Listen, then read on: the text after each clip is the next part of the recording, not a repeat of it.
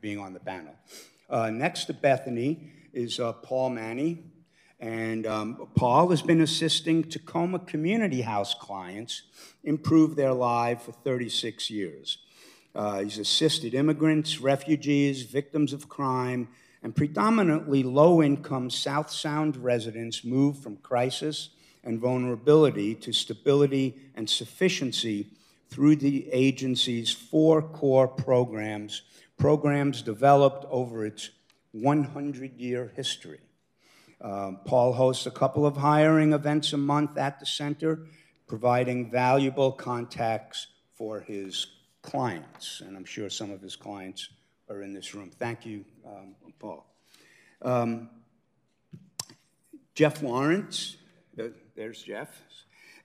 Jeff is, he's been affiliated with Impact Washington since 2006, initially serving on its board of directors and more recently as account executive for South Puget Sound and Olympic Peninsula.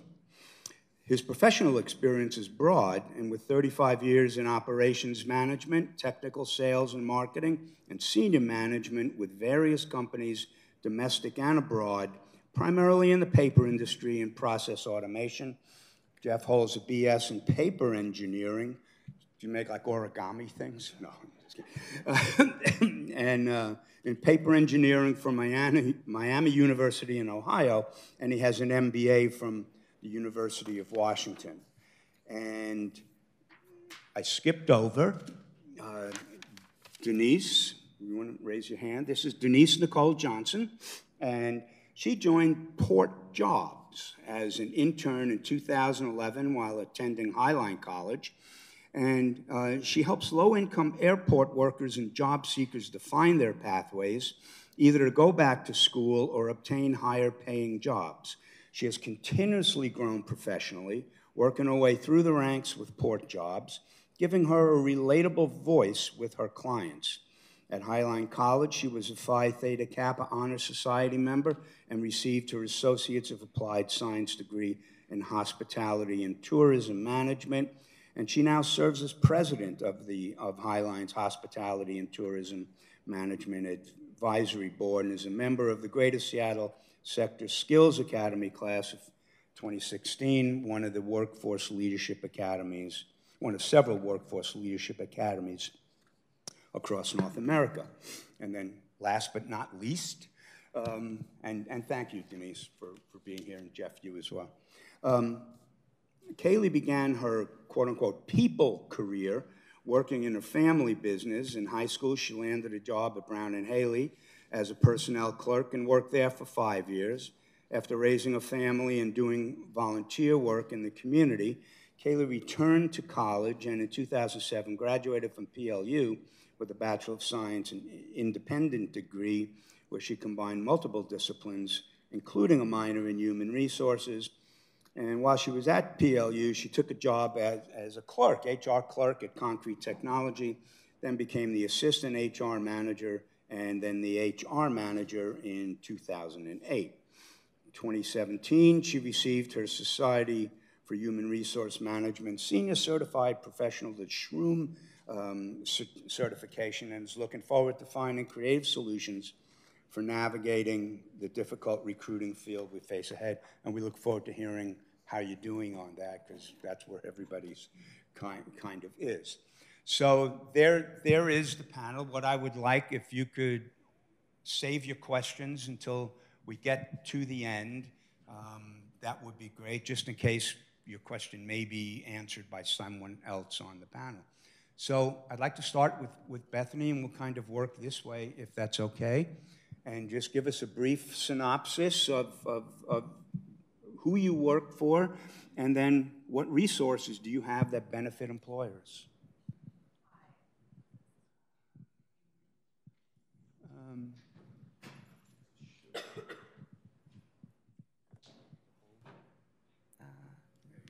This should be on now. Okay. So again, I'm Bethany Miller. I am the Business Solutions Manager for ResCare Workforce Services. Currently, we're sitting at the WorkSource Pierce Job Center, which will be moving to 2121 State Street at the end of this week. So my team provides a lot of resources for our local businesses. We're essentially an extension of your human resources department, particularly in your recruiting areas. We do help with hiring events and marketing materials, posting jobs for you on your behalf on Indeed, ZipRecruiter, Craigslist, whatever makes sense for the kind of business that you run. We do run candidate searches on behalf of employers, as well as interviewing and pre-screening and providing labor market information to make sure that you're being competitive. We do background checks and reference checks, aptitude and skill testing, basically anything you would need to find the right people for your business. We also work very hard towards we've heard it from our first two speakers already, as far as developing our workforce. We have a major initiative in place to upskill adults and get them back into the workforce, and also to upskill our young adults, re-engage them, and get them working as well. So we have our hands in that as well. That is what we have to offer for our local businesses. Yeah. Thank you.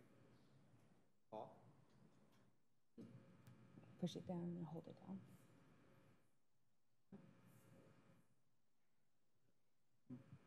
Okay, try to work on this thing. Be patient with me.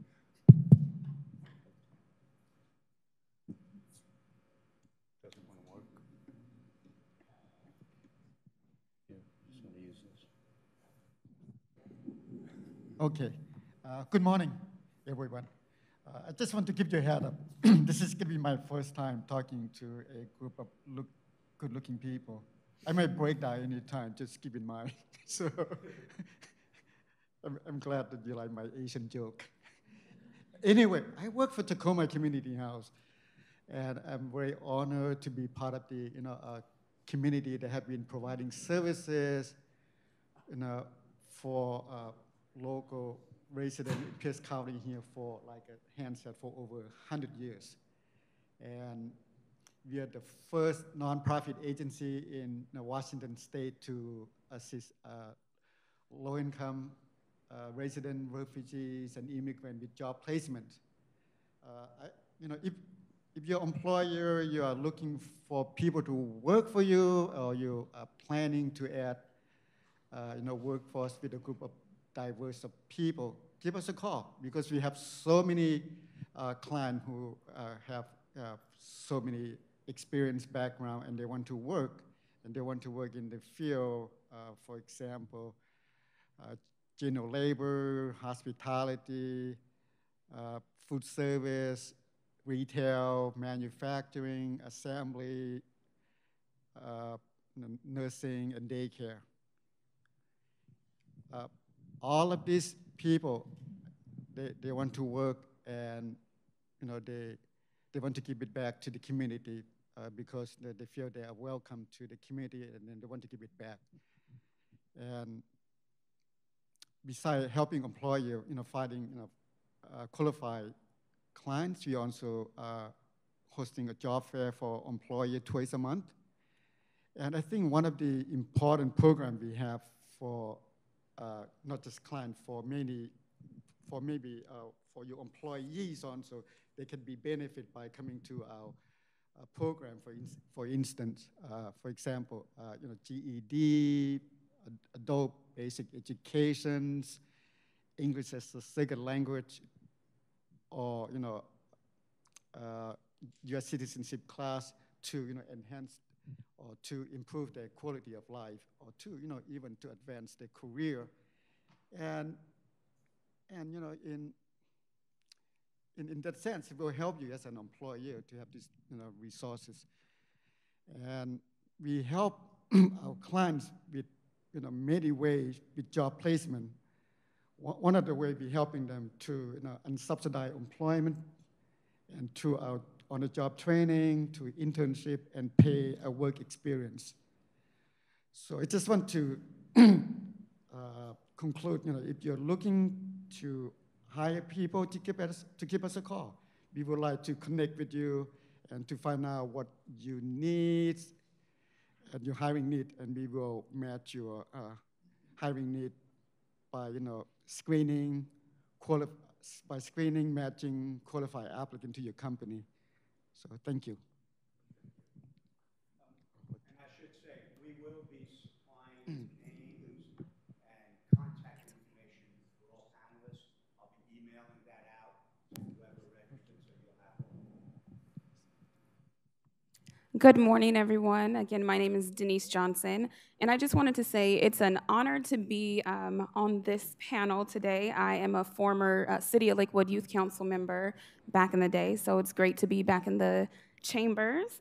And I'm also one of those Pierce County residents that commutes far north for 2 hours every day. So I'm excited to share with you about Port Jobs. We are a workforce intermediary who helps not only airport employers, we list jobs for over 80 airport employers right now, as well as job seekers. So we help pre-screen for employers. If an employer is looking to have an open interview and they need to hire 60 people, we'll post it on our social media and get the flyers out so that way they have quality candidates to interview.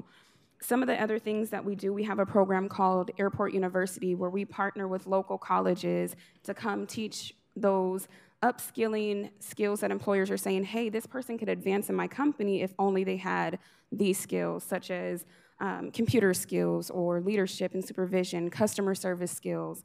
So we partner with the local colleges and they bring on-site classes like Homeland Security, just various skills.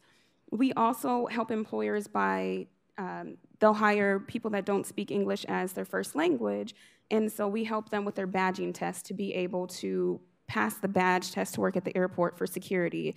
Job seekers have 3 opportunities to take that test. If they fail it, they can't be hired within a year at the airport.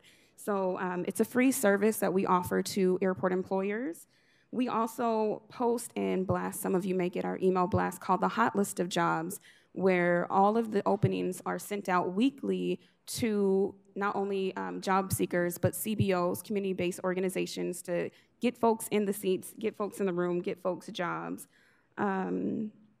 Yeah, so we do a lot of great things, and we're always in the community, whether we're at JBLM, promoting the jobs that are at the airport, or local job fairs. Thank you. Thank you. Jeff, I'm going to give you, let me get you back.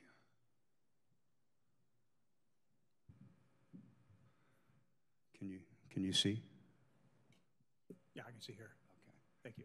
There it is. Just okay. Thanks, Hans. I'm Jeff Lawrence with Impact Washington. Impact Washington is a nonprofit organization in the state, and our mission is to support small and medium-sized manufacturers to help them be successful, grow, and retain jobs here in the state of Washington. We are part of the Manufacturing Extension Partnership, which is a nationwide network of like organizations all over the country. We have 51 centers across the country, and there's one in every state, and also Puerto Rico. And we have similar responsibilities and missions in those states. Obviously, in the different parts of the country, there are going to be different focuses on different industries and so forth. But we, in this state, we cover a wide variety of operations and of manufacturing companies. After we do, because we're a nonprofit, and we get some support in the way of matching funds from the federal government, from the Department of Commerce, through NIST. After every project that we do, there's a third-party analysis of the work that we do. And we're not only rated by the impact that it makes on organizations, but also questions are asked about what are the challenges that our clients are facing. And so I think this is very meaningful to our discussion here this morning, the challenges in manufacturing specifically, but I think in every part of employment right now is a cost reduction. We need to be competitive. We need to work more efficiently. We need to get more out of our people. Growth. If you're not growing, then you're not going to be able to sustain your operations because somebody else probably is. Employee recruitment. This is every client that I and my colleagues talk to. This is really number one on their issues list. Getting and retaining and training employees to be efficient and to stay with them, particularly in this period of low unemployment. So we have a broad palette of products that we offer. We are kind of known as a lean enterprise people. We do a lot of work in lean enterprise, both in manufacturing, but other areas as well. We've worked quite a bit at the state. Several years ago, helping to kick off the initiative, the lean initiative in the state. We work with a number of hospitals. We work with planning departments because obviously planning is very process oriented, and there's a lot of non-value added activities which can be taken out of very process oriented enterprises. So these are the things that we do. We do a lot of supervisory training with small enterprise. Oftentimes they're family businesses. So we do succession planning. We do a lot of help with that. But so one of the things which is really particularly relevant to our discussion this morning is we have an initiative and we have a product which we're calling Smart Talent, which kind of puts together a number of our core competencies with lean, supervisory training, leadership training, organizational development, in order to build a workforce within your organization which is not only going to be efficient, but it's going to be lean, and there will be pathways built through supervisory training so that supervisors are going to have leadership and supervisory skills in order to bring those up underneath them. Obviously, if you're investing in your employees, they're going to be more loyal. So it's all about building the kind of an organization that's going to both support talent to stay, educate them in the tools that they need to be able to effectively operate in that environment, and also attract others underneath. That's also very important. There has to be a pathway for people to be attracted underneath. So these are the kind of pain points that we address. Everyone I hear, you can't find good employees, you can't keep good employees, you can't train them fast enough, filling higher positions. And a lot of times you're so busy doing your work. If you have a vacancy in a supervisory position, what do? You promote your best employee. Well, that's not necessarily the best choice. They're not necessarily a good supervisor. They need some skills. So our Smart Talent puts together, as I mentioned earlier, some of these elements of successful lean enterprise with supervisory and leadership training, some organizational development to integrate that into the organization, and we're finding that that's really key to making operations more successful. So the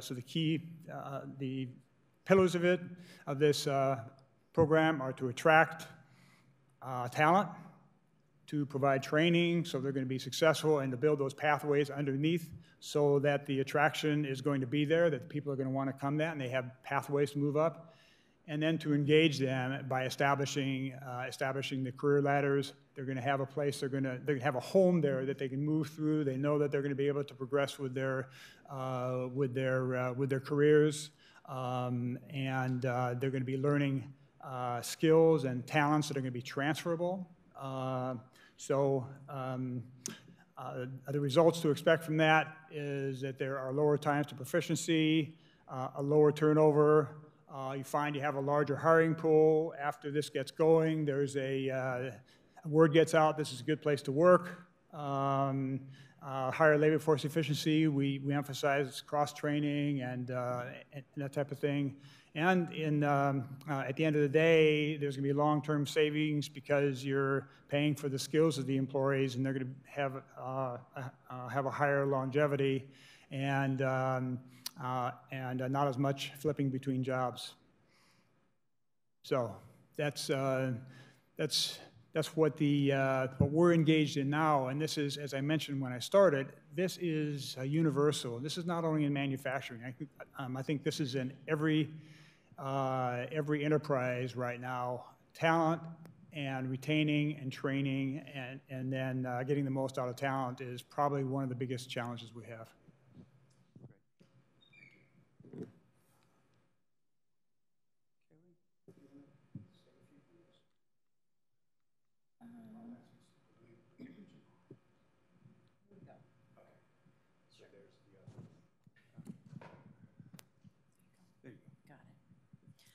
Hi, my name's Kaylee Davis. Who's heard of Concrete Technology? More than I expected. Okay. Who knows what we do? Okay, that doesn't surprise me. So we are a manufacturing company in Tacoma, right? Neighbors with the port in Tacoma, and we've been there since 1951. So 67 years in the port area, building all those pre-stressed concrete girders that you see going across I-5 right now. So pretty soon, all that traffic congestion should ease. And probably the biggest thing that you guys all see right now is the McKinley Avenue just opened. Highway 16 interchange, all those girders that you face as you're driving under them, which is really a phenomenal process. We're the manufacturer of those products. So we build them in our manufacturing plant. As you see, it was very, very small when we first started. And today we take up about 40 acres to build those products. So we were started by Tom and Art Anderson in 1951, and their sons, Jim and Carl Anderson, run the company today. So with the help of these people that are up here, I encourage you to contact them. We are able to staff a workforce, and along with a lot of really other creative ideas that I'm looking forward to talking to you about shortly. Just to give you an idea of what those girders might look like, I like these particular pictures because we need a manufacturing workforce. That girder that you see in the top picture there is about 200 feet long. And it's all done in a 24-hour cycle. And then it's set out for cure, and then it's ready to be delivered to the job. So we probably build 10 to 12 different products every single day. So that needs a workforce of between 150 and 200 people at any given time. And we are also a unionized company in our workforce side. So trying to get the word out that we're there and that we're building is part of the job. And as I said before, we're looking forward to sharing some ideas on how we can make all that happen. Thank you. And I'll take that. Yep. Thank you. So that one of the reasons we asked Kaylee to be on the panel is because she's had some experience dealing with a number of them. And so if you have direct questions at the end, we think would be a good person to talk to. So before we move into the Q&A section, and we didn't know where to place our next guest, but one of the issues that is constantly coming up, and I think especially as you find people who have employment, those that don't sometimes can't get from point A to point B. And I don't have to tell you that, you know, the rapid transit or the public transit system is not as great as it is in Amsterdam or London, you know, but they're working on it. So the next person, Karen Henderson, I'd just like to give her a couple of minutes And she's here to answer questions as well, and I know she's put some material out, but just going to tell you what it is that she does and how she can help employers develop transportation programs for their employees. Good morning, everyone. Again, my name is Karen Henderson, and I'm here with Melody Yannick. We are members of the Pierce Trips team here in Pierce County, which is a collaboration between Pierce County, Pierce Transit, and the cities here in Pierce County. We partner with businesses to set up workplace transportation programs that provide benefits for their employees. Some of those benefits include ride sharing, which is transit, van pool, and carpool, and then active transportation, which is biking and walking. We also include emergency ride home, ORCA cards, and incentives such as milestone rewards, which focuses on all trips, not just commute trips to work. And then we have other campaigns throughout the year that focus on, again, trips to work and all trips. All of our services and programs are free, and like Hans said, we have materials out on the table. And if nothing else, feel free to take the green clip. We know a lot of people like these, so feel free to take that information along with the green clip, and hopefully if you have any questions, we'll be here to answer those. Thank you. Okay, so the way we'll proceed is I'll ask a question, and one of you on the panel, you know, not everybody has to speak, of course. So here's question number one. Many companies are recruiting for the same good candidates. What strategies seem to work best at attracting preferred candidates? Anyone care to address that? Bethany? I think that there are a few things in play when you're trying to attract candidates that other people are trying to attract as well. I think response time has been a major thing that I've heard from the workforce, where there's 2 to 3 weeks in the hiring process, and somebody else gets in right before you're ready to offer them a job, or maybe before you're even available for interviewing. So I think that turnaround time is essential because things are moving faster than they've been moving in the past. Obviously, offering competitive pay and competitive benefits is a big thing as far as getting those key people into your workforce, but treating their time sensitively and making sure you get them in, getting an offer to them as quickly as you can is going to help. Anyone else feel like? I also believe, from my experience with my clients, response time is very important, and wage benefit is also important. But the way you treat them during the job interview, the way you show them around your plan, if they feel they like they're being feel like they're wanted, that's gonna help them to decide quicker too, and whether or not they want to stay with your company. And we're talking about right now, we have so many jobs, and this is a job seeker market. They can pick and choose, and like I said, just make sure you treat them and feel them, make them feel at home when they come to your job interview. Okay. Piggybacking off of what Paul just said, we see a lot of times word of mouth is very powerful. So instead of just doing the traditional interview, who's an ambassador that's on your staff that you can bring in to meet with that candidate to tell them why they love showing up to work every day? What is their why for coming to your place of employment? So just really having ambassadors, and I tell everybody social media is a powerful tool in recruitment. Even if you can't get your ambassador there because of you need them working, do short videos so people can tap in and feel engaged with your team. Yeah, to kind of go one step further on that, I think that, that the word of mouth is indeed very powerful, and I think that that's important to get people in the door. I think once they're sitting at the table and and then contemplating a career or a job at an organization, the organizations that are able to portray what a career pathway might be to advance. And so where am I going to be not only when I hire on this week, but then what are my opportunities as I move forward? Am I going to be able to get that next job? Am I going to be able to better myself? Am I going to be able to get some trainings that are going to make me a stronger person and to provide more for the organization, but myself as well. So I think that that establishing that and actually marketing where you're going to go with a career for your employees is really important, and to have that pretty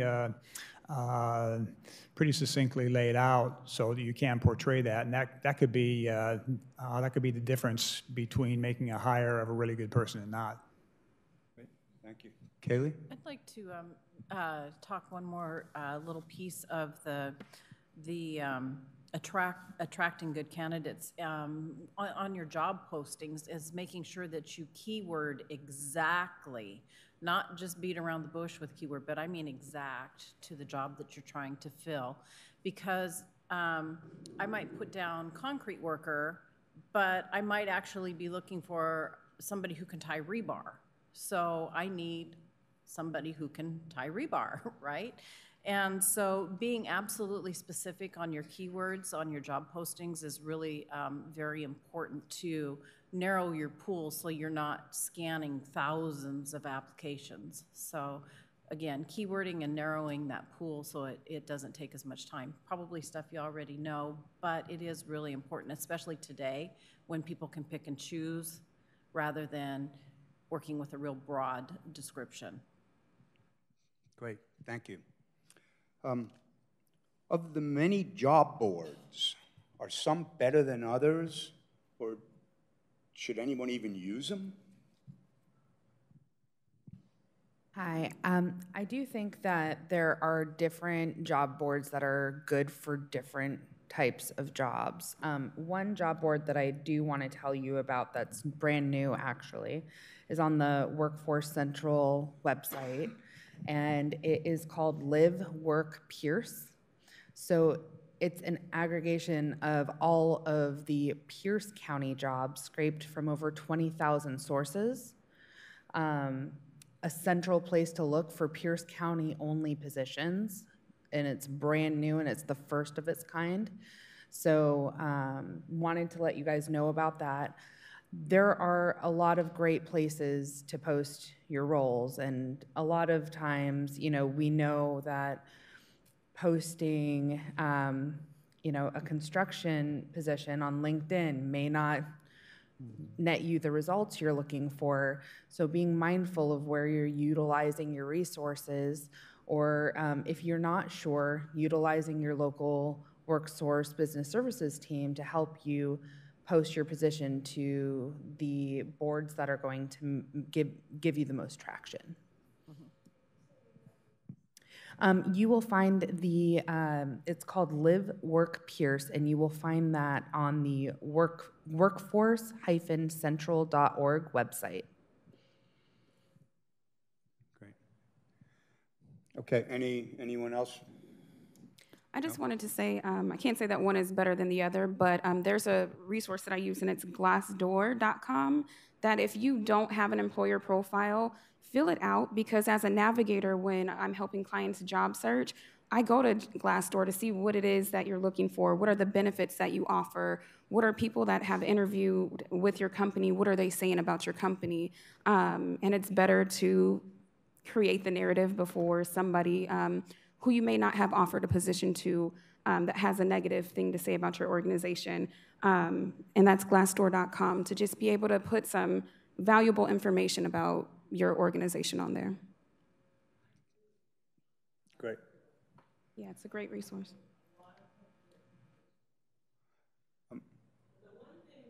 Can you possibly hold your question, or, well, are we gonna? Well, okay, the one thing that I have a lot of trouble with is you made the suggestion of putting the specifics about what you're looking for. So we source our positions from a lot of different places.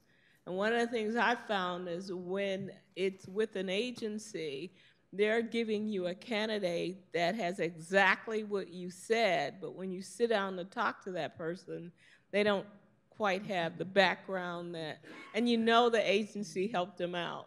So what's your advice in a situation like that? Because you don't want to waste the hiring manager's time. You really do want to get the best qualified candidate in the door, but it's a balancing act, I think. So this is exactly the next question, right? Which is, does it pay to hire a professional search firm? Right. And Bethany? I would say you could utilize the search firm that doesn't cost you anything, which would be my team here. I mean, WorkSource is in every county. There's a business solutions team that's federally funded and here to help you with exactly these issues.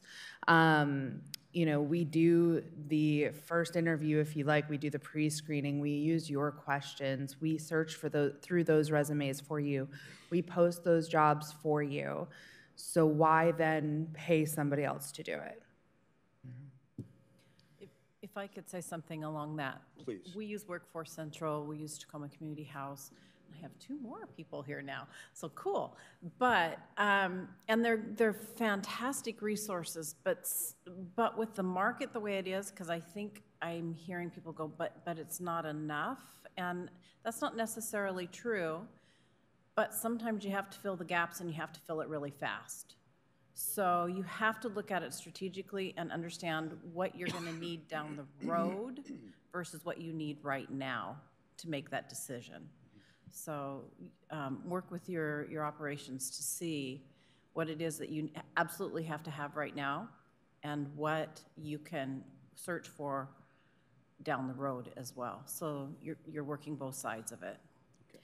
So this is one of those areas where I'm going to interject a little bit myself. So I've been with the county 10 years. Prior to that, I was an HR manager for a company. We had 3,000 people, all different levels of skill. And then I had my own recruiting business for 15 years. So in defense, if it depends on the position that you're looking for. So I recruited the company that I had formed for the hospitality industry. So if you are in hospitality, it would pay for you to pay me because my life was staying in touch with people in the business. And so, and I might find, and so candidates knew that that's what I did, and they would come to me and say, I'm really getting tired of my job, Hans, can you help me out? And I go, you know, I know who's looking for someone, and you're a good person, and you make those matches. There are agencies that specialize. So if you're looking for an executive search firm, if you're looking for a controller, if you're looking for a VP of marketing, if you're looking for professionals, accounting, something like that, you might look into a recruiting firm that handles just those kind of trades. And that's the only thing I'll add on that. How often do you see employers look out of the country for talent? And are there any specific industry sectors? And what's the process in doing that? Is anyone, I kind of threw that, anyone familiar with that at all? Well, I'll say it was out of the county, right? Yeah, out of the county. Out of the county. Okay. I said out of country, but let's say out of county too. I mean, so I bring this up because I met with a company, Maddie and I did, and they had to go to Mexico. They went to Mexico for an electrical engineer. And it seemed that's what they did. And so I'm just wondering if any of you have had any experience with going out of the country looking for talent. I can say that one of our competitors just across the border in Canada had actually closed their business in about a year ago, and we told them we've got work down here. If anybody's right on the border or commutes from Bellingham or something like that, let them know that they've got transferable skills that we could really use. So we thought, oh yes, oh yes. And it turned out that a group of employees actually ended up buying that company, and there went our pool. It dried up. So, but that's our really only experience of looking outside the country, because we're able to find people here. As Mr. Downmeyer was saying, there's a lot of talented people right here. It's just figuring out how to connect with them. Okay, thank you. How important is the hourly wage or salary in attracting candidates versus other less tangible factors like flexible hours, targeted benefits such as transportation, childcare? Any feeling on that? Bethany? I think making sure that you're at a livable family wage is important for the whole workforce. But I think those other benefits are extremely meaningful and give a lot of companies the edge on the workforce pool, basically. Being able to flex with somebody's life, their schedule, their childcare, that's huge. And those benefits are not, widely distributed amongst employers yet. So having that edge definitely puts you in front of somebody's mind when they're looking for an employment opportunity. Yeah, I think it's important that that's outlined pretty succinctly, and perhaps to monetize the value of that, because oftentimes it isn't easy for all employees to really determine what the value of that is. But when you are able to perhaps monetize that or to express that in some kind of terms that will be more understandable, because everyone needs health care. Obviously, vacation is important. I mean, there's a lot of different things. If you can monetize that, or to put it in some kind of terms that are going to be easier to understand, I mean, that's a real kind of a marketing exercise, which is important for your particular enterprise to put that together and use that as a marketing tool. I mean, that is really important. When it comes down to making a decision between one organization and another, that may be the tiebreaker. Thank you. What benefits seem to be most in demand these days? Are there any? Is it just money? It's not just money. I think the top four that we see is affordable health care, transportation, housing, and childcare. And I want to touch on childcare really quickly, because our jobs are attractive at the airport because of Proposition 1, where you start at $15.64 an hour, but then something happens, you hit a benefit cliff, and your child care now, because you're making 25 cents more, 50 cents more, you now have to pay for child care 100% out of pocket. So if there's a way that an employer could build in a subsidy for that so people can get over that cliff to continue to come to work every day, it's a very important benefit to have, especially the affordable health care. Great. Any other thoughts on benefits? Okay. Yeah, just one other thought. I think that what's really important is for the first touch of the employees to have good access to answers. And one of the issues that we hear from some employers is I can't really figure it out. And so I think to put it in in this competitive environment, to be able to have the access for those questions to be answered in an easily understood manner is very important, because I mean, frankly, a lot of this stuff is kind of difficult to decipher, and when you're comparing one to the other. So I think to have some kind of a resource in HR or whatever for them to be able to really understand what the benefits are and what that means to them is important, and have that easily accessible to them. And can I just piggyback really quick? If you have an employee manual, I'm one of those employees where I'll read it cover to cover, like, okay, in 2 years, I'm going to have this. So maybe in the onboarding process, breaking down your compensation package to where those benefits, they can see the value in what you're actually paying them. They're they're worth more than that $15.64 an hour. And when you add in the medical, vacation, sick time, you're actually making a larger wage. And I think once people have that clear picture, they can understand this is a great company for me to work at. I want to stay. So. And that was something that we recognized. And so as a person passed probation and became eligible for their benefits, we also increased their rate of pay that covered that monetary amount that they start getting deducted, so that it was a break even for them instead of a drop. And so that was something that, as the market really heated up, we realized that we had to look at that and make that change. So that was. So when they had to begin paying for benefits, you raised the wages to cover that? Okay. Yep, and it was built into their probationary period. Another thing that we really did, and it's touching on the communication piece, is our unionized workers are supposed to be notified through the union that they're eligible for their health and welfare benefits. Well, we realized that there was a delay gap in there and they didn't know it. And so we started sending out notification that they were eligible to start the process and gave them all the contact information of the union, the phone numbers, the health care plan, the administrators, so that they had all of that. And then we sent it out at their 60th day so that they had that process at their fingertips and they're able to start it.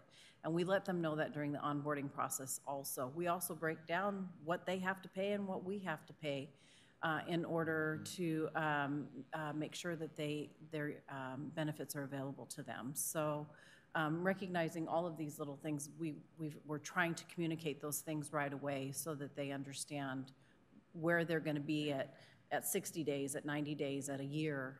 And it seems to be helping on the retention side. So. Okay, great, thank you. So what's the biggest mistake employers make when recruiting employees? I would Yeah. say, a lot of time, I've been doing, helping people with job placement. It takes time to go out to meet employee in the community to build relationship. I wouldn't say the same thing to employer. The mistake that sometimes they don't go out reaching out to community to let them, to let these people know what kind of job they have opening. I wouldn't encourage them to, to invest their time, maybe volunteer for nonprofit agency like a WorkSource with, Port Job, with Goodwill, for example, my agency, some employer can come and volunteer so the community can know about the company, so they can come volunteer, do the talk time, become member of our employer panel, and they also can, come and do the job fair very so often. And that's the way to spread your job, to the communities. Thank you. Yeah. Bethany? I think it's really easy to become disengaged from the humanity behind the process of recruiting. Now that we have all of these online job boards and we filter through resumes and we just toss ones aside that don't say exactly what we want it to say. I think this is a mistake because at the end of the day, what you're doing is you're hiring a person. And if that person doesn't fit with your workplace dynamic, with your culture, with your company, then it doesn't really matter what that piece of paper says. And also, I think a lot of times, great people with tons of potential who have a lot of experience, but maybe not exactly the right amount, end up getting overlooked where they may have been the better fit than that fully trained professional that you brought in for an interview. So I would just recommend personally to remember that you're dealing with humans in different personality types, and you're able to really figure out if this person's going to make it, but you're not going to figure that out by looking at their resume. That you're going to figure it out by meeting them. That's true. I can go a little bit further with that. One of the things that we did was kind of streamline our resume and application process. And as soon as an application comes into our HRIS system, we scan it. They've answered a series of questions, and if we find that that's a fit right there, we'll follow up with a phone call or an email to set up a phone call interview.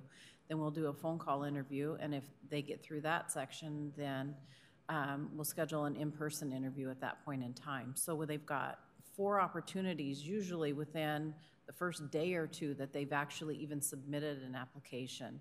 And that's really critical. I think Bethany touched on that. Respond right away, because if you don't, you're just a click, right? You're just one of thousands of clicks that somebody's going to do. So respond as soon as you get it, and then move forward from there. And you can do a quick 5-minute phone interview to tell whether or not they've got what you're looking for. And then you can schedule from that point forward after that. And if you had a little red flag, when you talk to them in person, make sure that you push back on that to see if in fact they were that fit or your instinct was right. So just a quick recommendation. Jeff?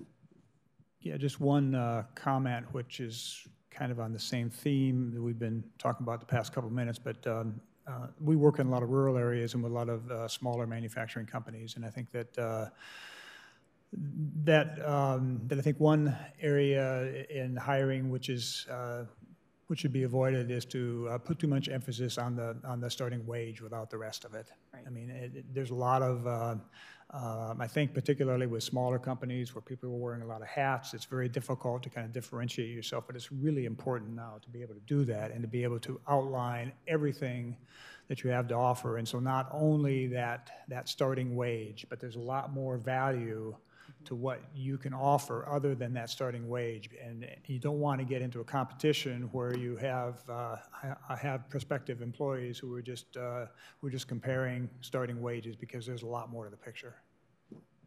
I would like to also add, don't forget about our young adults that are, in high school or about to graduate, and more importantly, also, if you're able, second chance citizens, those that are coming out of the prison systems looking to get back into the workforce, making sure that if you have an opportunity for them, that you're meeting with those leaders that are releasing them back into the community, so that way they have a pathway to being those, civil servants. And another thing is the traditional waiting for applicants to come to you.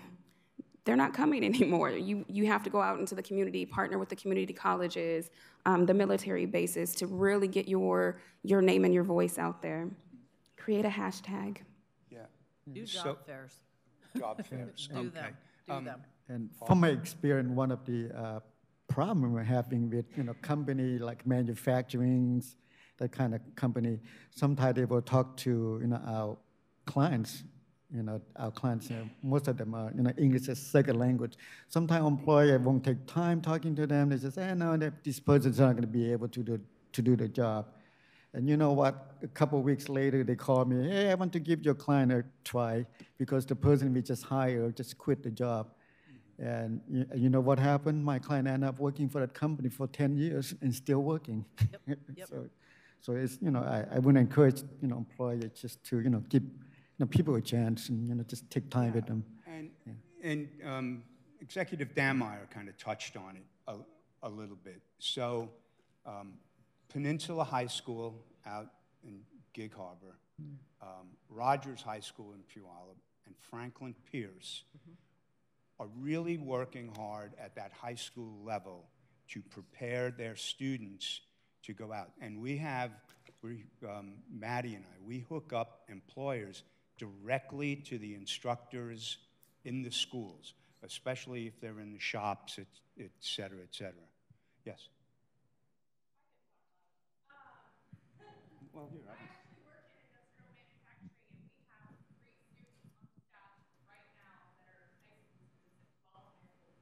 There you go. Thank you. So, and this is, and the Pierce County Skills Center is another place. And I offered up, I will if you would like to go and take a look at the Skills Center, it's a wonderful place. And they feed in from 11 school districts. If you ever want to go on a tour and see what it is that they do, get in touch with me and I can arrange that, and I'm happy to arrange that, because it's starting to filter down that we don't all have to go to college. The biggest obstacles are not the students, because they work word of mouth. It's mom and dad at home who are going, what? Put that hammer down and start working on coding so you can build the next Nintendo game. And so those are the real challenges. And those schools that I mentioned, they meet with the parents and they drill that down and they try to make it, I mean, there are no plumbers, right? The plumbers are laughing all the way to the bank. If you're a kid going into the construction trades, you're a plumber. I mean, there are companies that's $60,000 to $80,000 a year starting, right? I mean, take that with an arts degree out of a liberal college, and you know, I'll take the plumber's wage anytime, probably. Hans, can I just say also, you named some great schools in great districts, but also don't skip over those schools that are in lower income districts. There's great candidates there as well, even at the alternative high schools. They just don't happen to live in that great area where the schools are drilling it into them, but they still need us as the workforce development to develop them as well. So I just wanted to get that in the room, bring that into the space. And I'm glad and Tacoma is doing a wonderful job, including with their apprenticeship program. So I work for the county, so I tend not to talk about Tacoma. That's those people. They have their own, you know, economic development folks, et cetera, et cetera. Well, you've also got internships that are available, and even colleges. Students come home for the summer. So if your business is cyclical, right, a lot of those students can actually work for you during your peak season. Mm-hmm. Yeah, so that's something to explore. And it really gets back to, I think, Paul, you mentioned it, it's important for employers to get into the community. Yeah. And so how do you build your employee brand, especially if you have a limited budget? And first of all, should an employer build a brand? Anyone care to? I say yes. You mentioned it earlier. You said, how many people know of my organization? How many people know what we do? And that's an important thing to know because, again, word of mouth, networking, social capital, it's all about who you know and what they know about your organization and what you have to bring to the table. Again, it's like going back to that resource Glassdoor. That's a brand where your brand is represented. So I think it's very important, and those are free resources that you're able to use to get your name out there, especially working with Bethany's organization, where she's basically a brand ambassador saying, hey, here's this great organization, you should go check them out. Okay. Yeah, I think that this Smart Talent initiative that I've been talking about, it's really another name for it. Is really building the brand of your company, and not only the processes to improve people and to educate people, but also to put that out as a marketing tool.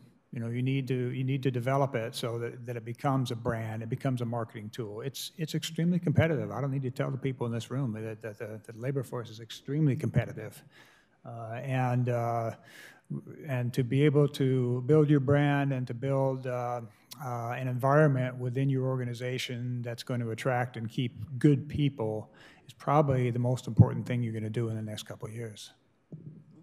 Okay. Hans, and yes. I think you build your employee brand, you know, in reflect of your community you serve on, so that's going to help. And you know, I want to give you an example, like Home Depot. That's one of my favorite employer. They always try to hire a diverse group of people to work for them who speak many languages. When customers coming in, they're able to have, hey, if the customer need to have someone to speak to them in Spanish, they have a Spanish employee there to deal with it. So this kind of give, community a sense of like, wow, they really care about having, people work in that company to, to able to help them when they go into the, to store to buy things, and also make the people feel kind of, when you have diverse group, I mean, you have, a diversity group of people working, and you make your company stronger as far as, working, bringing in the ideas. So, I think a really key component of an employee brand is just how you treat your employees and the collaboration that happens in your workplace. Having positive leadership and having leaders that are well trained to work with their staff. We've heard it a few times that word of mouth is, one of the most powerful tools that a company has. So who better to represent your business than a happy employee, an employee that feels like their business cares about them. I mean, they're going to evangelize amongst their friends, amongst their family, and that word is going to travel. You want that word to be positive. So that's, I think, for me, the biggest part of employee brand is what does somebody go home and tell their family at the end of the day and their friends when they're, at a barbecue about where they work and, why they work there. Okay. And hence, I think one of the important also, just to add on what Bethany said, like our agency, Tacoma Community House, I've been working for them for so long, and I feel like you're the part owner of that company. Your decisions is very important. They take your decision, very importantly. So that's it's very important also to make you feel like you're the ownership of the company. Okay. Yeah. Good. Next question. What is the strategy and approach to diversity and inclusion, specifically in time of low employment? In other words, I really would like to speak to that. And I really thought a lot about this question last night when I was kind of reading over the questions. And I think Denise kind of touched on it, and Paul also touched on it about the immigrant community. We have about 7 different languages being spoken right now at our company. So it does work, and it can work. And being able to recognize that there are skill sets, that gap in skill sets that we're having because you're supposed to have a 4-year degree, people who come from other countries still have those skill sets. So don't overlook that. That is a really important thing to take into consideration. Diversity, inclusion, Concrete Tech started out with 4 people, all immigrants to the United States. And today, that, like I said, 7 different languages currently being spoken. We have people from, we have Congolese people, we have Moldovan people, we have Russian people, Hispanic people, and I don't know how they do it, but they manage to communicate every single day, and they can talk amongst each other, and they can build a 200-foot long girder so that when they come in the morning, they strip out the form and they start building again every single day.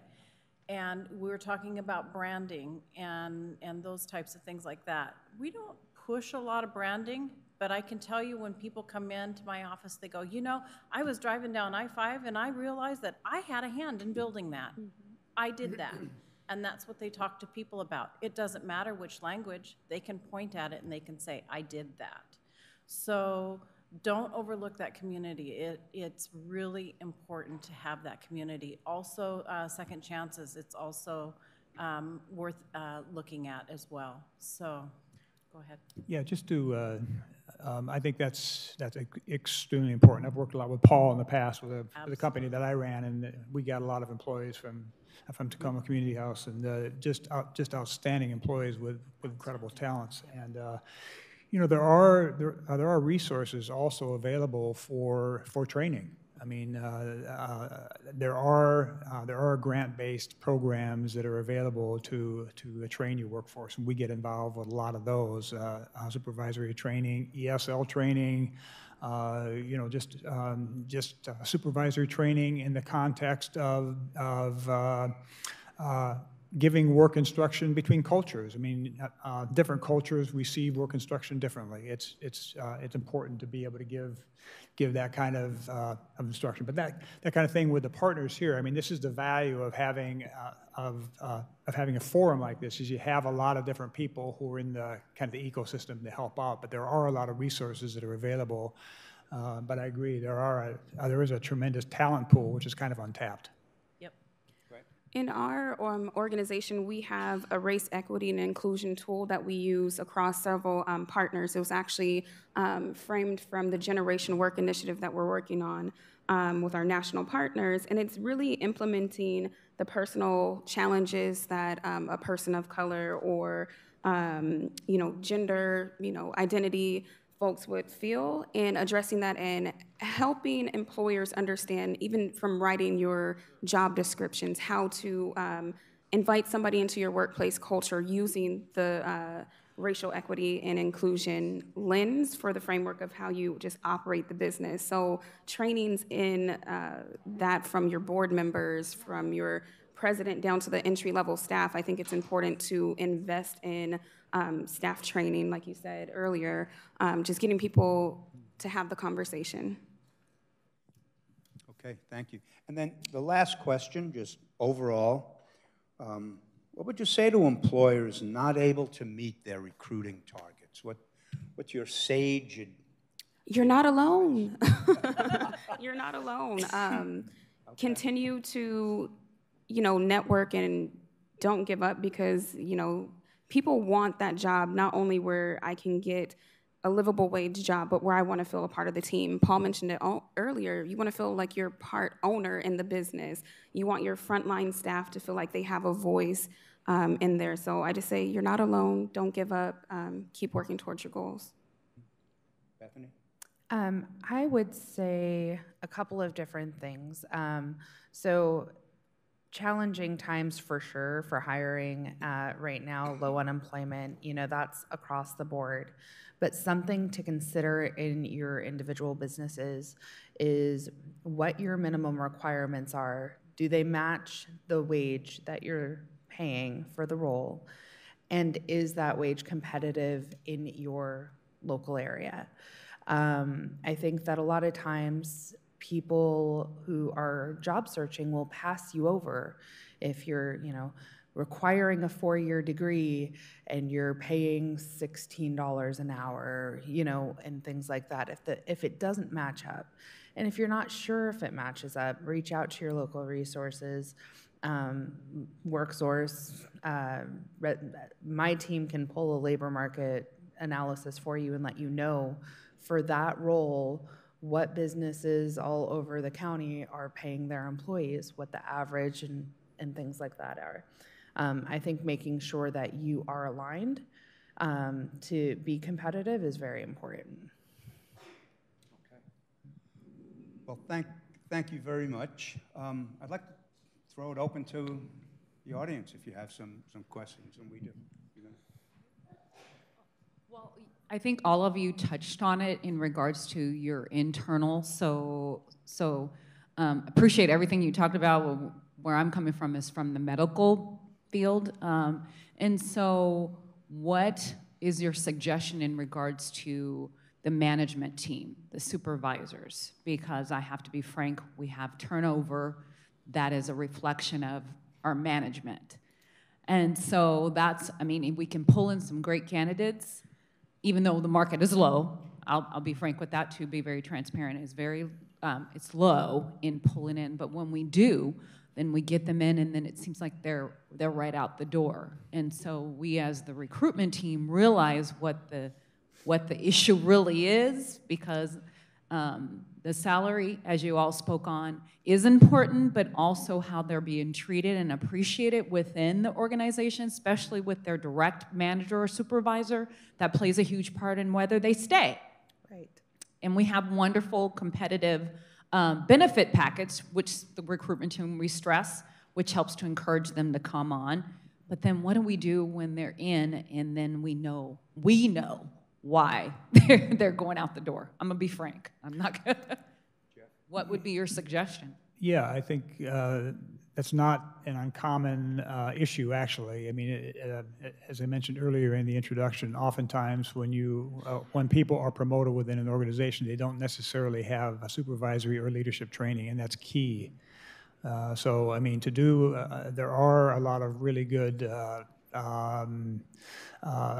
supervisory and leadership trainings, and it's almost necessary. I mean, it isn't a.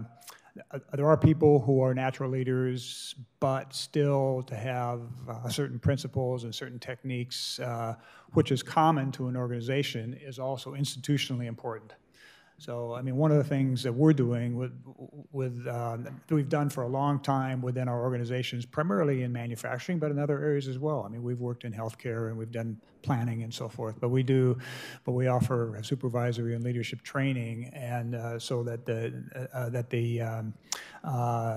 those folks are able to be more efficient in what they're doing and guiding those below them and creating the pathway for those to be successful underneath and also attract more underneath. So I think that the training element at that level is really important.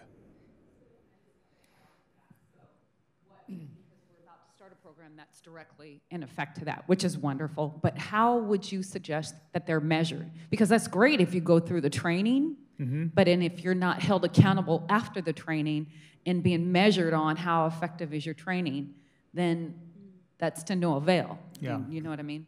Yeah. Yeah, I mean, without knowing what the training is, I can't really speak to that, but there do need to be some follow-up metrics for sure. Can I ask so you said you know why they're leaving, but can you just like give a little context?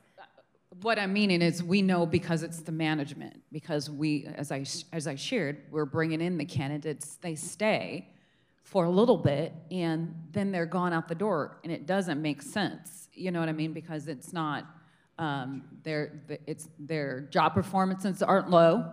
We see their job performance come in, but yet they've already applied for other jobs, because they're looking. They didn't just like, oh, I'm gone out the door. They had to have been looking. What prompted them to be looking in the first place? So I'd mentioned I did some recruiting, right? One of the companies, the last company that I worked for, not as a headhunter, but I was with it, we had 34 restaurants. And what I noticed, and I was responsible for changing out the manager, make it more productive. And what I noticed is it doesn't take long that the restaurant took on the attitude of the manager. So whoever the general manager is, they're going to hire people they get along with.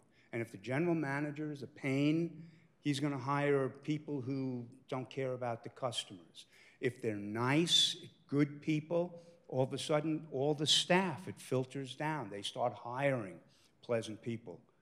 You're stuck until upper management gets a grip and totally understands that it's a top-down issue in this case. And I don't think there's any, you can try to recruit sensitive people, but from my experience tells me that you've got an upper management issue that seems to be blind. Somebody's getting those numbers. Somebody gets those turnover numbers, right? In HR, it's like, hey, is it acceptable or is it not acceptable? And someone is saying, you do. Yeah, but where does it go from there? I mean, it has to go to the executive level. Okay. So first, I just want to thank you for taking your time to share your experiences here with us. So I have two questions. So the first one is, particularly for those recruiters and recruitment firms, how does Washington State, being a cannabis legalized state, affect you getting qualified candidates that can fill these jobs? Basically, if maybe the drug test is the only barrier on a national level. So for instance, for Costco, we have a strict drug policy and policies on cannabis use and things like that, but cannabis isn't legal in all states. So we run into issues with getting qualified candidates because we require a drug test upon hiring. So how does that affect your efforts? And then my second question has to do with benefits. So I'm going to say the big M word, millennial. So I was doing a little reading, and 25% of millennials don't stay with a company more than 2 years after graduating college and getting their first jobs.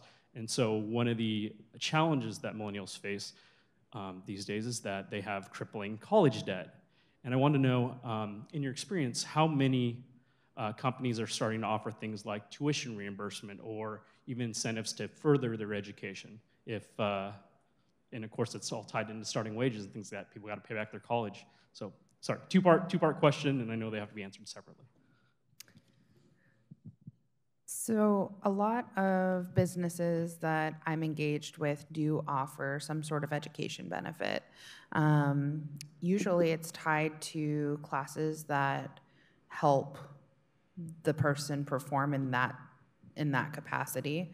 So if you hire in somebody with a business degree and they're, helping to run your business, that would qualify, and there's, a cap to how much annually or what have you per quarter.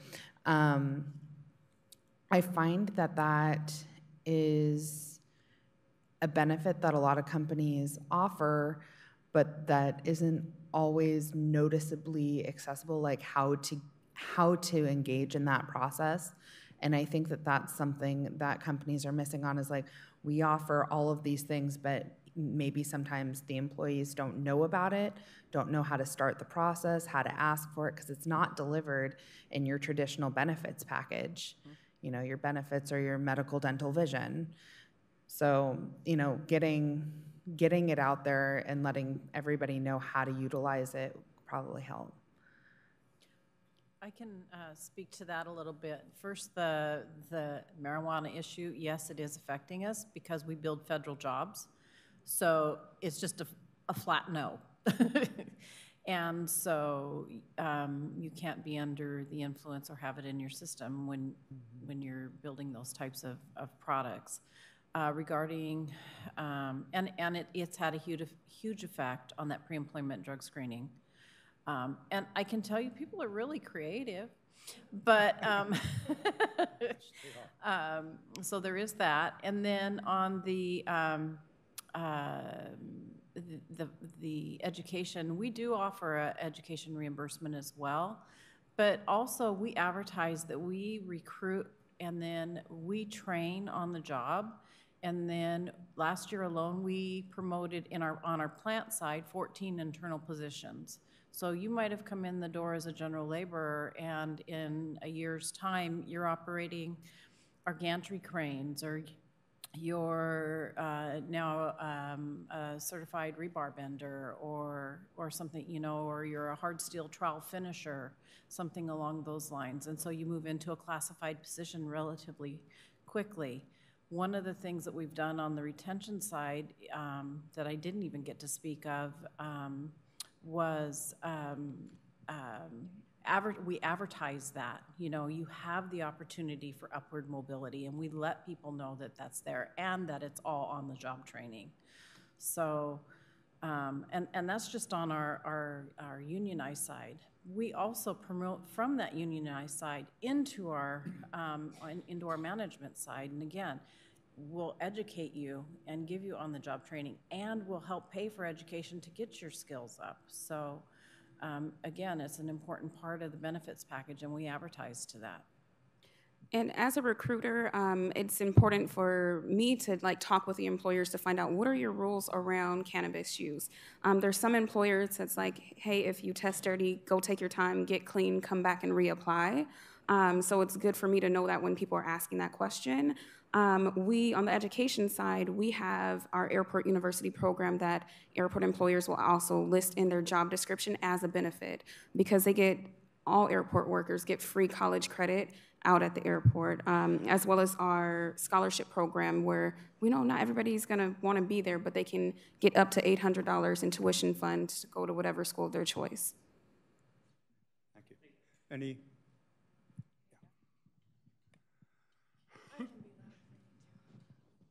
just to touch on the cannabis one more time, I've had to screen candidates for that before and after the law changed. And it is a imperative question, like absolutely cannot be left out. We do a 5-point drug test. That includes cannabis. You need to have the ability to pass this drug test. You need to let me know now before we go on, and then reinforce it later on in the phone screening interview that we're gonna do random drug tests, or if you have a post-injury L&I claim drug test and you fail, that could terminate your position. Not because of the incident itself, but because of your inability to pass a drug test. Yep. Anyone else? Good morning. I just had a comment and then maybe a question. So the Skill Center, Hans talked about it earlier. I had the benefit of going out there for a job fair, and where we don't hire anybody under the age of 21, it's still planting that seed. Yep. But I will tell you that the Skill Center, it's awesome, and they service underprivileged and alternative students. There's kids from Challenger, there's kids from Gates, there's kids from all over the county area, not just the good schools, as that's what we referred to, because they're all good schools. Everybody makes choices, right? My question is how do you feel about incentivizing things, and is there a creative way, because we all have budgets, we all can't offer Bellevue kind of incentive, $16,000 to come be a police officer up there. Is there any other creative ways that anybody knows that we could get that diversity in the door? I mean, I'm the only recruiter. I'd love to go out and hand applications to everybody, but that's not possible. Is there a creative way, a cheap way, let's just put it on the table, a cheap, probably free way to get that in the door? I'd like to speak to that. One of the things that we did this year, because we did have a difficult time recruiting, and we're still trying to recruit for all kinds of positions, but I went to management and I said, okay, I need help here. I have a staff of 2 other people, and we can't do any more than what we're doing. So they allowed me to do a hire-on bonus or a retention bonus, and we also have internal recruiting. And it's a nice amount. It's not huge, but it's a nice amount. So let's talk about internal recruiting. So you have employees who have a pathway to a whole bunch of other people, right? And so if they recruit someone and they're hired on and they make it through their probationary, or first 30 days, we'll pay them $100. We'll pay the referring employee $100, and if they make it through probation, we give them another $300. Because that saved us having to hire somebody to help us do those things. And then also for the people that made it through their probation, we actually paid a retention bonus, because we viewed our data to see that where people started dropping off. But if we put a carrot out there just a little bit further, because we know that if they get past a certain point, yeah, they're gonna stick. And so we kind of put that carrot there. We looked at all the data and we said, oh, hey, look where the drop-off is.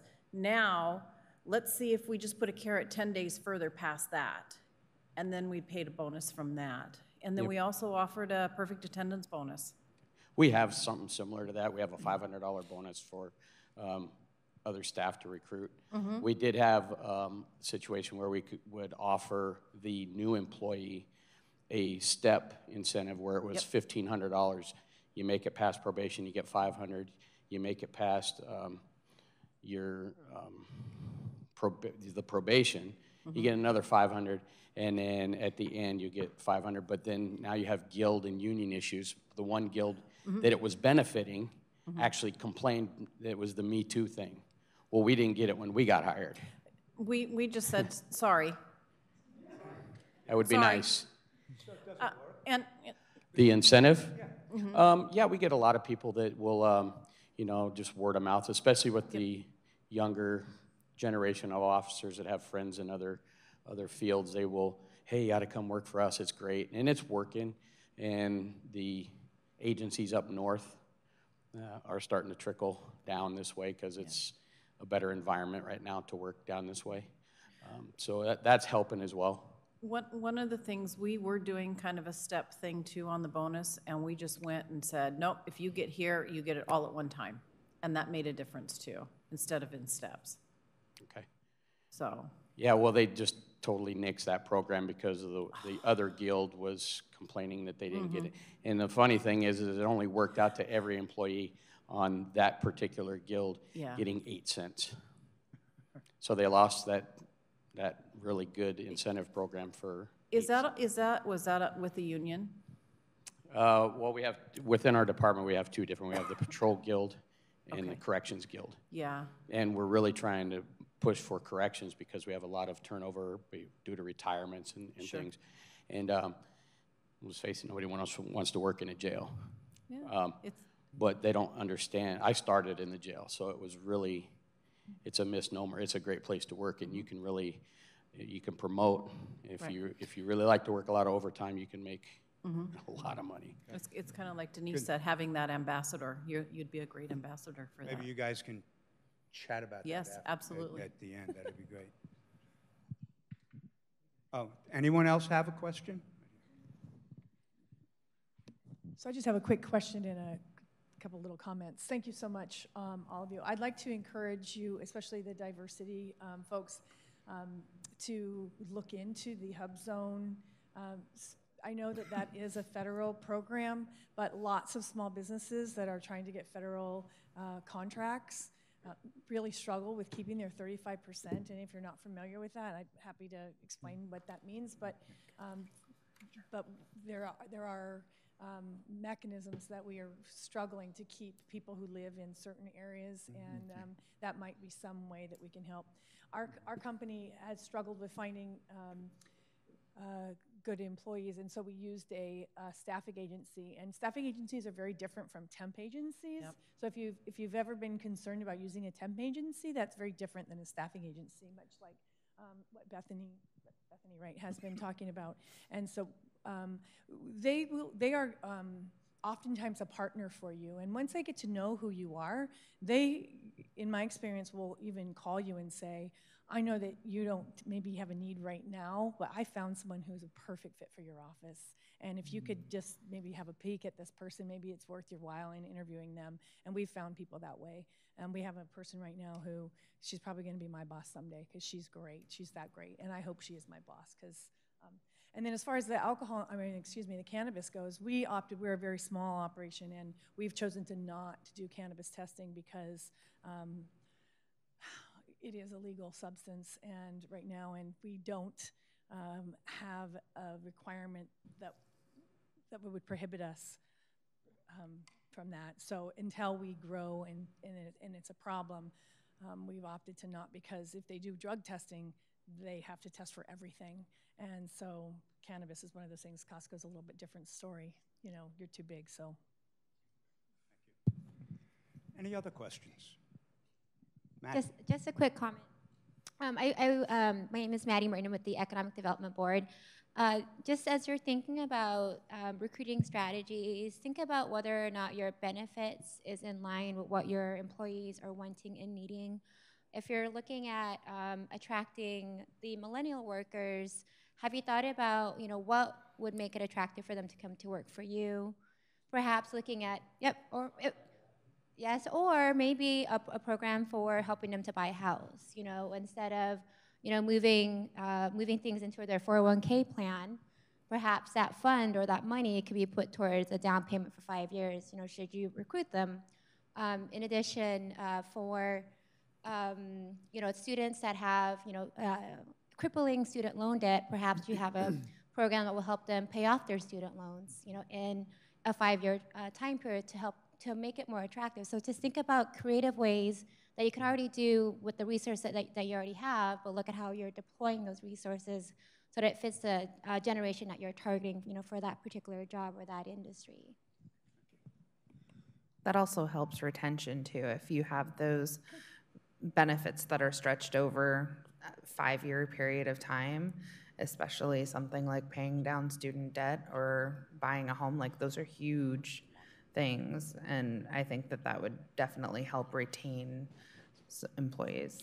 And there's something that if you can't afford to build that into your structure of your business, partner with other businesses and have a resource fair where you can bring in first-time home buyers programs, how to get out of debt programs. It's still a benefit to them that doesn't cost you much money, but organizing a space and having coffee and bringing that resource to them, just having a list of resources for them is a great help. Okay. Thank you very much. We're 20 minutes after, but that wasn't too bad.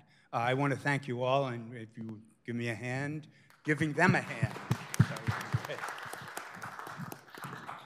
So thanks all. I think there may still be some bagels left, so help yourself on the way out, and we thank you all for coming. It was really good, all the way around, and I'm kind of like, hi, thank you. I was introduced to when I became a HR manager at Concrete Tech. Hey, thanks a lot. Thanks a lot.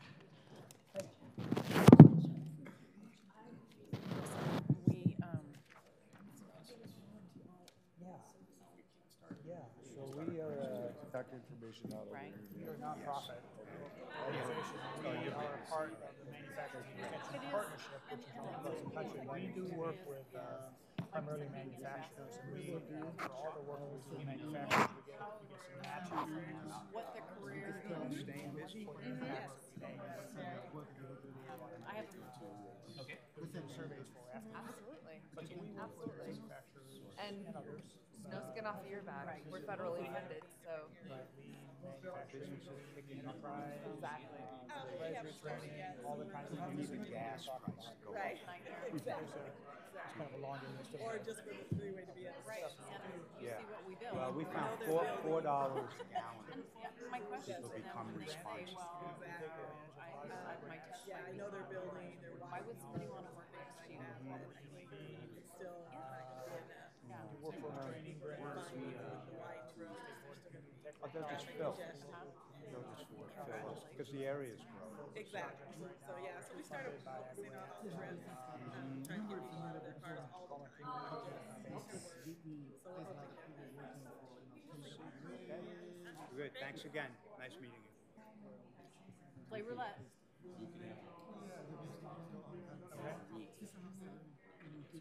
I really like when the clinic calls me with confirmation testimony. This one's not human.